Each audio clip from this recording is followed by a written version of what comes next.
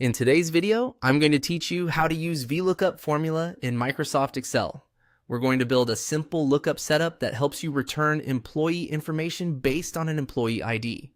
This is a very common use of VLOOKUP, and once you understand the pattern, you can apply it to many other tables in Excel. To begin, create the main table. In this example, the table contains employee data arranged in columns from A to D, and the data range runs from A2 to D6. Make sure your first column contains the value you want to search for, because VLOOKUP always looks in the first column of the selected table array. In this case, that first column is for the employee ID. Next, create a separate lookup area where you want the result to appear. In this setup, cell G1 will contain the employee ID you want to search for. Then, the results will be displayed in the cells below it. This keeps the worksheet organized and makes it easy to test different IDs by changing just one value. Now, let's enter the formula to return the employee name. In cell G2, type equals VLOOKUP, open parenthesis, G1, A2D6, 2, false, close parenthesis. Then press enter.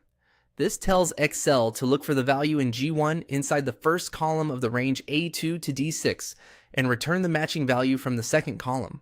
To return the department, click cell G3 and type equals VLOOKUP, open parenthesis, G1, A2D6, 3, false, close parenthesis. Press enter. This uses the same lookup value and table, but now it returns the value from the third column.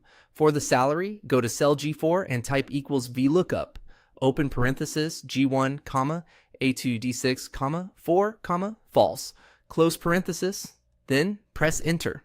This returns the value from the fourth column of the table. Here's what each part of the formula means.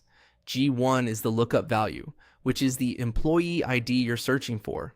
A2D6 is the table array, or the full range containing your data.